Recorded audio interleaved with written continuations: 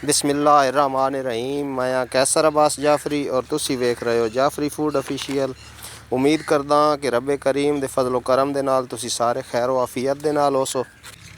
अज मैं तुहाडे नाल मटर कीमा बनाने का तरीका शेयर कर रहा। उम्मीद करदा कि तुहानू ज़रूर पसंद आसी। अगर पसंद आवे तो मेरी वीडियो नू लाइक कर छुड़े और चैनल नू सबसक्राइब कर छुड़े, क्योंकि तुसां लोकां दे तावन दे नाल ही चैनल अगे चलना है। चलो जी, इंतज़ार ना करांदे बनाना शुरू करते हैं। बिस्मिल्लाह करते हैं जी। अज असी बना रहे हैं मटर और कीमा।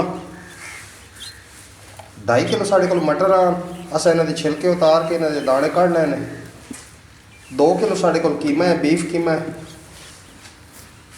1.5 पाव असी प्याज इस्तेमाल कर रहे हैं। 1.5 पाव ही साढ़े को टमाटर ने, लहसुन अदरक और 10-12 हरी मिर्चा ने। प्याज टमाटर इन्हों की कटाई कर लेने। बिस्मिल्लाह करते हैं। सब तो पहले पतीले के अंदर कीमा शामिल कर रहे हैं। हुण इस अंदर है जोड़े प्याज कटाई किए आने सट रहे हैं। टमाटर ये भी इस सट रहे हैं।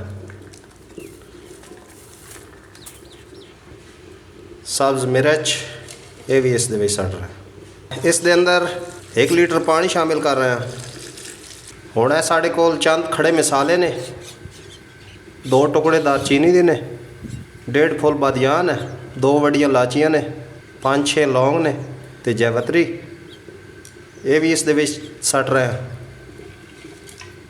एक दफ़ा मिक्स कर लेने।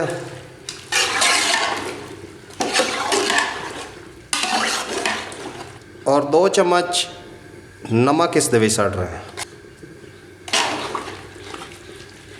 इसनू एक दफ़ा ढक देने तकरीबन 20 मिनट वास्ते। उबाल आ गया जी। हुण है जो लहसुन अदरक आई इसका पेस्ट असा बनाया ये भी सट रहे हैं। ये जो 1 लीटर पानी असा इस सट्टा है, इस साडा कीमा और प्याज टमाटर सब कुछ इस हल हो जाना। ये पानी हुण असा खुश्क करना है। तकरीबन 25 मिनट हो गए। जेड़ा सा लीटर पानी भी शामिल किया वो भी साडा खुश्क हो गया।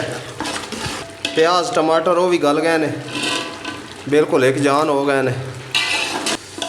कीमा भी गल गया। आधा किलो घी शामिल कर रहे हैं।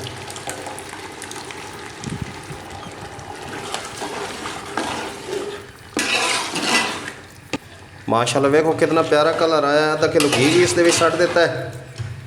नाल ही इस दे अंदर मटर सट रहे हैं।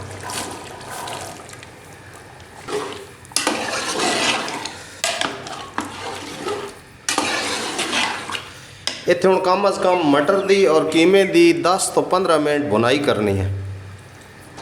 10 मिनट हो गए मटर शामिल किया। हुण साढ़े कोल मसाले ने। 1 चम्मच हल्दी है, 1 चम्मच पीसे हुए गरम मसाला है, 2 चम्मच लाल मिर्च है, 1 चम्मच काली मिर्च है, 1 चम्मच ही साढ़े कोल धनिया है साबत, थोड़ा थोड़ा सा इसनू कुटिया है।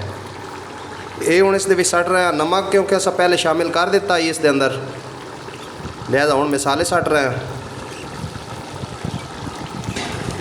मिक्स कर लेने।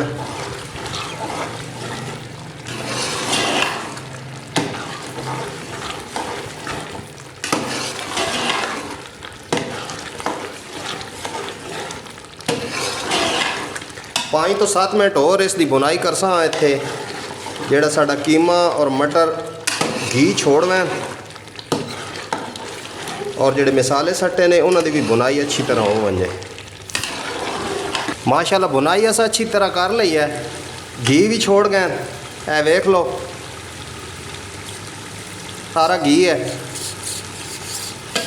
इत्थे इन्हां दी बुनाई चंगी तरह हो गई है। हुण साढ़े कोल 1 पाव दुध है, ये इस दे सट रहे हैं। मिक्स कर लेने। हुण तकरीबन 10 मिनट इसनू ढक के मट्ठी अग ते रखसा ताकि जेड़े साडे मटर हैं वो गल वैन। 10 मिनट हो गए, चेक करते हैं। माशाल्लाह सालन साढ़ा तैयार हो गया। ਇੱਕ ਪਲੇਟ ਦੇ ਅੰਦਰ ਪਾ ਕੇ ਲੇੜੇ ਤੁਹਾਨੂੰ ਚੈੱਕ ਕਰਾਨਾ ਹੈ।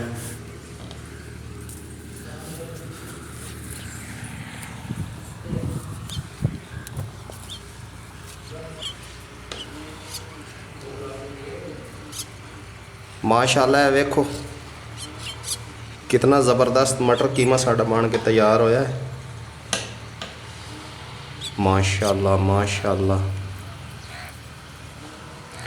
अगर मेरी वीडियो पसंद आवे तो उसनू लाइक करना और मेरे चैनल नू सबसक्राइब करना। आज वास्ते बस इतना है कि मिलते हैं किसी अगली वीडियो दे विच। अल्लाह हाफिज़।